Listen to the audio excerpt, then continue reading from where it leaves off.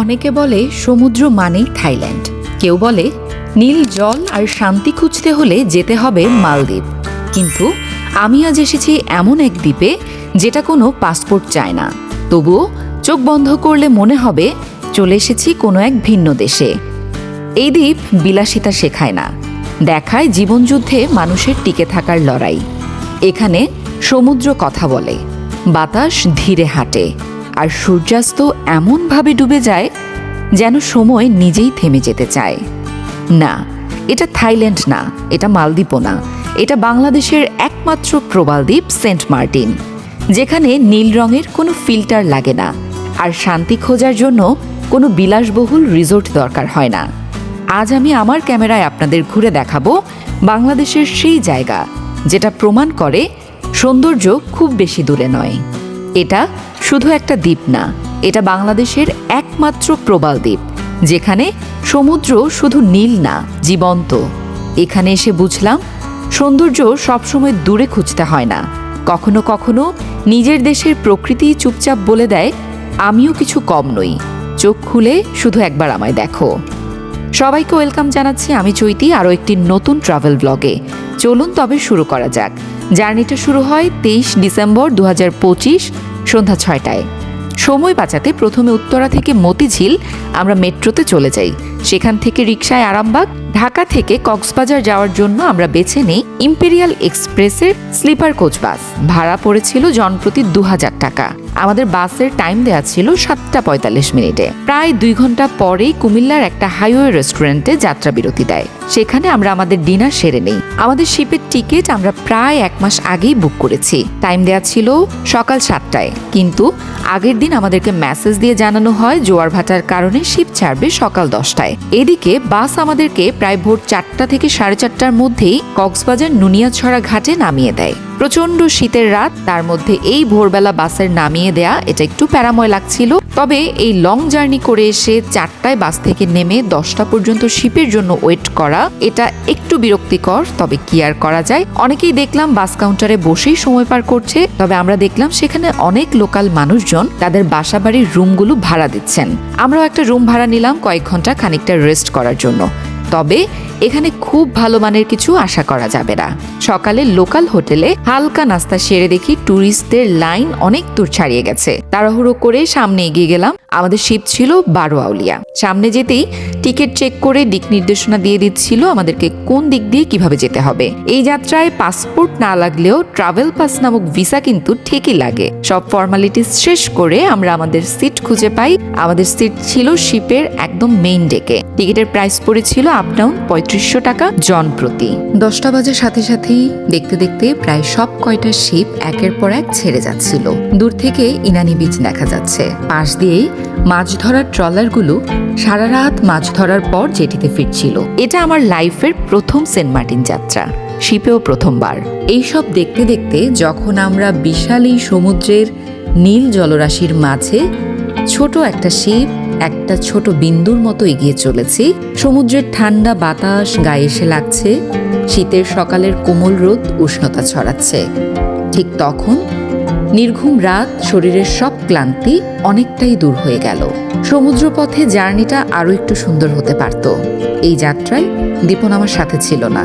সে কিন্তু আরও 4 দিন আগেই সেন্ট মার্টিন গিয়েছে, কারণ প্রতি বছর এই সময় সে একটা সলো ট্রিপ দেয় এই একই জায়গায়। এই বছর আমি যাচ্ছি তার সলো ট্রিপের 12টা বাজাতে। ছোটবেলা থেকেই আসলে এই জায়গাটায় যাওয়ার অনেক ইচ্ছা থাকলেও এই কারণে এই ট্রিপটা নিয়ে আমি যতটা এক্সাইটেড থাকার কথা ছিল তা আসলে ছিলাম না। তবুও পুরোটা জার্নি নীরবে উপভোগ করার চেষ্টা করেছি। আনমনে শিপের এক কোণে পা দুলিয়ে বসে বসে জীবনের অমীমাংসিত সমীকরণ মেলানো আর প্রকৃতি উপভোগ। চোখ ধাঁধানো নীল ঢেউ, সীমাহীন আকাশ, মাঝে মাঝে কিছু জেলিফিশ ভেসে ওঠা, গাংচিল পাখির উড়ে আসা, এই সব দেখতে দেখতে 6 ঘন্টা অনায়াসেই চলে যায়। মাঝে দুপুরে ক্যান্টিন থেকে একটা লাঞ্চ বক্স নেই, চিকেন খিচুড়ির দাম পড়েছিল 220 টাকার মতো। টেস্ট আমার কাছে ভালো লেগেছে। বিকেলের পরন্ত রোদে দূর থেকে দেখা যাচ্ছিল সেই স্বপ্নের দ্বীপ, যেন একটা বিন্দুর মতো ঠায় দাঁড়িয়ে আছে কারো অপেক্ষায়। বিকাল ঠিক 4টায় শিপ জেটিঘাটে নোঙ্গর করে, আর শিপ থেকে নামতেই দেখি স্যার জেটিঘাটে দাঁড়িয়ে আছেন আমাদেরকে ওয়েলকাম করার জন্য। প্রচন্ড রকম ভিড় ঠেলে অনেকটুকু পথ ব্যাগপত্র ঠেলে অনেক দর কষাকষির পর একটা অটো নিয়ে আমরা আমাদের রিসোর্টে পৌঁছাই। তখন অলমোস্ট সন্ধ্যা। আমাদের রিসোর্টের নাম ছিল জ্যোৎস্নালয় বিচ রিসোর্ট। এটা সেন্ট মার্টিনের পশ্চিম বিচে অবস্থিত। রিসোর্টে ঢুকেই প্রথমে সবার সাথে দীপন আমাকে পরিচয় করিয়ে দেয়, কারণ যেহেতু সে প্রতি বছর আসে এবং প্রতি বছর জ্যোৎস্নালয়েই থাকে, সবার সাথে খুব সুন্দর ওর একটা বন্ডিং আছে। সো যেটা আমি সবসময় মুখে শুনেছি, কিন্তু এইবার সামনাসামনি দেখতে পেলাম। যাই হোক, জ্যোৎস্নালয় আমাদেরকে একটা ওয়েলকাম ড্রিঙ্কস দিয়ে ওয়েলকাম করে। তারপর আমরা রুমে চলে যাই ফ্রেশ হওয়ার জন্য। প্রায় 24 ঘন্টার লম্বা জার্নির পর সেই রাতটাতে আর কোনো অ্যাক্টিভিটি রাখিনি আমরা। জাস্ট এক কাপ চা নিয়ে বিচের পাড়ে চলে যাই। তখন সমুদ্রে জোয়ার চলছিল। সমুদ্রের ঢেউগুলো ঠিক রিসোর্ট পর্যন্ত এসে আছড়ে পড়ছিল। বাঁশের মাচার উপর বসে চা হাতে সমুদ্রের গর্জন শোনা, আর ফোনে বাজছিল ওরে নীলদরিয়া। আর কি চাই, এই তো জীবন। জ্যোৎস্নালয়ে রাতের অ্যাম্বিয়েন্সটাও খুব দারুণ ছিল। খুব সুন্দর একটা সন্ধ্যা কাটিয়ে আমরা সেদিন ডিনার সারি জ্যোৎস্নালয়ের ঠিক সামনের একটা হোটেলে। মাছের আর কয়েক আইটেমের ভর্তা, ডাল আর সমুদ্রের তাজা মাছ দিয়ে ক্লান্ত এই রাতটা এভাবেই শেষ হয়। পরদিন সকাল। আমি আর দীপন যখন কোথাও ঘুরতে যাই, একটু ভোরে উঠে একসাথে হাঁটতে যেতে পছন্দ করি, কারণ সকালে জনমানবহীন নিরিবিলি থাকার কারণে জায়গাগুলোর সৌন্দর্য যেন আরো অনেকটুকু বেড়ে যায়। আর চোখে পড়ে পর্যটকের বাইরে স্থানীয় মানুষের কর্মব্যস্ত সকালের একটা চিত্র। সেদিন হাঁটতে হাঁটতে চলে যাই সেন্ট মার্টিনের পূর্ব বিচে। এখানে এসে যেন মনে হচ্ছিল এটা আরেক ধরনের সুন্দর। সৃষ্টিকর্তার কি অদ্ভুত লীলা, তাই না? একটা দ্বীপ, একটাই সমুদ্র, তবু এক একটা সাইট এক এক রকম সুন্দর। এই বিচটা একটু ভিন্ন। এখানে রিসোর্টের সংখ্যা কম, কিছু স্থানীয় মানুষজনের কাঁচা ঘরবাড়ি, মাছ ধরার ট্রলারগুলো নোঙ্গর করা। অনেক জেলেকে দেখলাম নৌকা থেকে মাছ নামিয়ে আনছেন। স্থানীয় মানুষজন কেউ কেউ নিজ নিজ কাজে ছুটে যাচ্ছে। অন্যদিকে সারি সারি কেয়া গাছ। অনেকেই দেখছিলাম ছেড়াদ্বীপ থেকে ফিরছে, কেউ পায়ে হেঁটে, কেউ বাইক নিয়ে, কেউ বা সাইকেল নিয়ে দল বেঁধে। যদিও এই বছর ছেড়াদ্বীপ যাওয়া নিষেধ ছিল। সমুদ্রে তখন ভাটা ছিল বলে পানি অনেকটাই দূরে ছিল। কিছুক্ষণ কোরালের উপর বসে নীরবে উপভোগ করলাম সবকিছু।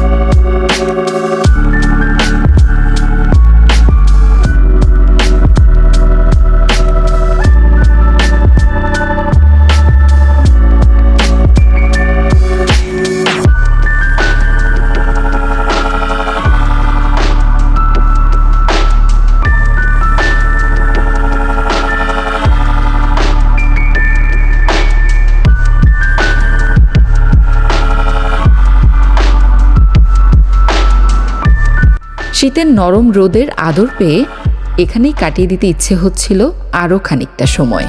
তারপর হঠাৎ মনে হলো আমরা এখানে এসেছি একজনের সাথে দেখা করতে, নোঙ্গর রিসোর্টে। এতক্ষণ যে বিচটা দেখালাম এটা নোঙ্গরের একদম সামনেই ছিল। আমাদের শ্রীলঙ্কা ব্লগের সাইদ ভাইয়ের কথা মনে আছে নিশ্চয়ই। তার আতিথেয়তায় সমুদ্র পাড়ে সকালের এই ব্রেকফাস্ট লাইফের ওয়ান অফ দ্য বেস্ট ব্রেকফাস্টের একটা ছিল। জ্যোৎস্নালয়ে ফিরে এসে দেখি কমপ্লিমেন্টারি ব্রেকফাস্ট আমাদের জন্য টেবিলে সার্ভ করা আছে। স্কিপ করার কোনো উপায় নাই। চিকেন খিচুড়ি আর ডিম ভুনা, সেটাও দুজন মিলে এক প্লেট টেস্ট করলাম। তারপর সেদিন সারাটা সকাল দুপুর আমরা জ্যোৎস্নালয়ের সামনের বিচটাতেই কাটাই। চলুন তার কিছু মুহূর্ত আপনাদের সাথে শেয়ার করি।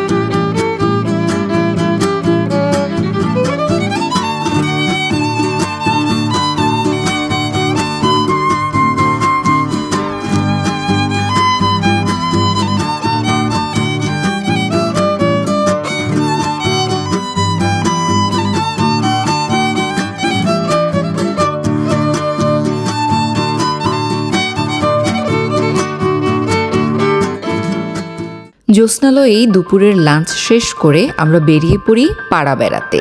হ্যাঁ, কিছুক্ষণ রাস্তা ধরে হেঁটেছি, কিছুক্ষণ বিচ ধরে। আশেপাশের প্রতিটা রিসোর্ট হেঁটে হেঁটে দেখলাম। মনে হচ্ছিল যেন একটার চেয়ে অন্যটা বেশি সুন্দর। যাচ্ছিলাম সানসেট দেখার জন্য। জায়গাটার নির্দিষ্ট কোনো নাম আমার জানা নেই। জায়গাটা সেন্ট ক্যাসেল রিসোর্টের একটু সামনে। দীপন বলল ও যখন একা থাকে প্রতিটা সানসেট এখানে বসে কাটায়। আজ আমাকে নিয়ে যাচ্ছে তার সেই পছন্দের জায়গাটাতে।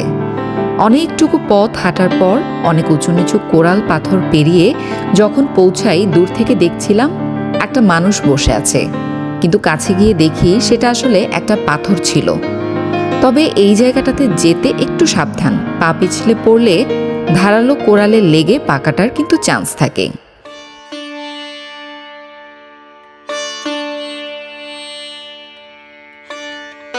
এই মুহূর্তটা হয়তো ক্যামেরায় ধরা যাচ্ছে, কিন্তু অনুভূতিটা ভাষায় বোঝানো খুব কঠিন। কোরাল পাথরের উপর বসে আমি শুধু সূর্যাস্ত দেখিনি, আমি সময়কে থেমে যেতে দেখেছি। লালচে সূর্যটা ধীরে ধীরে সমুদ্রের বুকে মিলিয়ে যাচ্ছে, আর ঢেউগুলো ফিসফিস করে গল্প বলছে। পানির নিচে তাকিয়ে দেখি ছোট ছোট শামুক নিঃশব্দে নড়াচড়া করছে, যেন প্রকৃতির নিজের ছোট্ট জীবনযাত্রা। উপরে আকাশ রং বদলায়, নিচে সমুদ্র বাঁচে তার নিজস্ব ছন্দে। এই সূর্যাস্ত যেন শুধু দৃশ্য না, এটা একটা অনুভূতি, যেখানে কোনো তারা নেই, কোনো শব্দ নেই, শুধু প্রকৃতি আর আমরা। এই কোরাল পাথরের উপরে বসে আমি দেখেছি দিনের সবচেয়ে শান্ত বিদায়।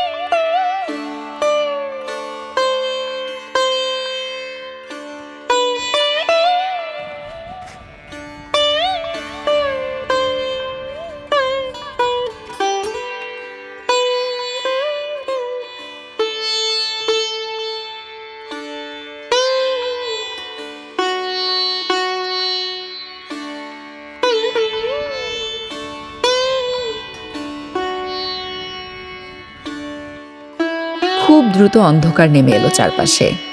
আবার বিচ ধরে হাঁটছি ফিরতি পথে।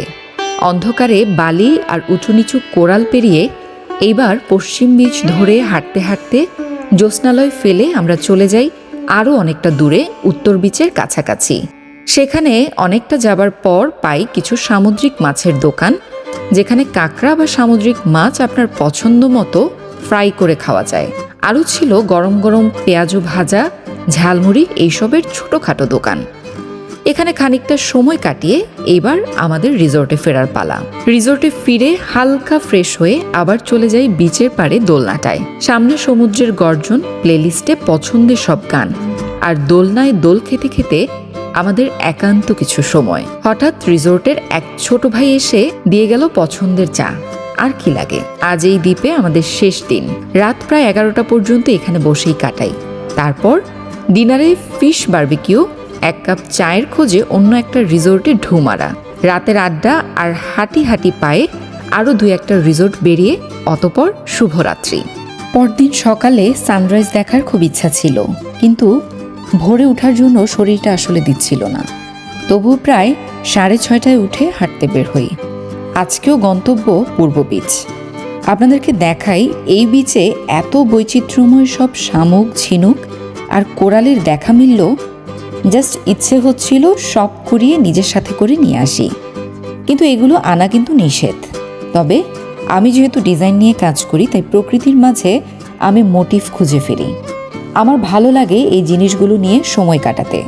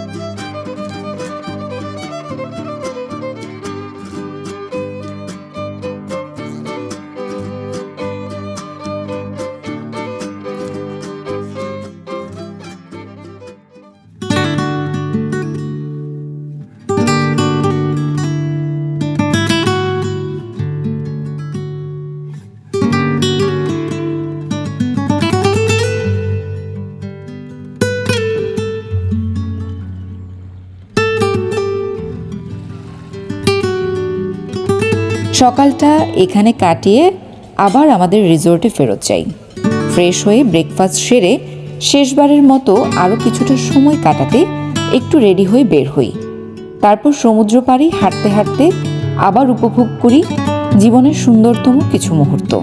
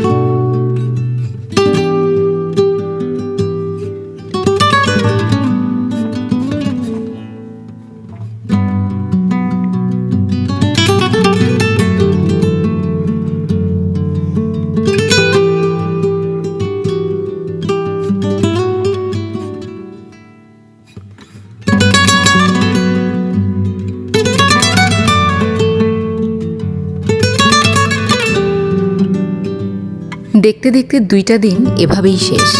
এবার ফেরার পালা। রিসোর্টে ফিরে ব্যাগপত্র গুছিয়ে রুম থেকে চেক আউট করলাম।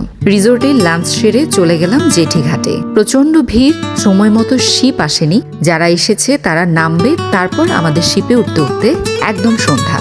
অবশেষে সন্ধ্যা 6টায় শিপ ছাড়ে কক্সবাজারের উদ্দেশ্যে। প্রচন্ড শীতের রাত, সমুদ্রের ভয়ঙ্কর বাতাসে ভাসতে ভাসতে কক্সবাজার পৌঁছতে প্রায় রাত 11:30। রাতেই ফিরতি বাসের টিকিট ছিল। গিয়ে দেখি অন্য শিপের যাত্রীরা তখনও পৌঁছায়নি, তাই প্রায় 2.5 ঘন্টা বাস দেরি করে ছাড়লো। এভাবেই ইতি টানলাম এই সেন্ট মার্টিন যাত্রার।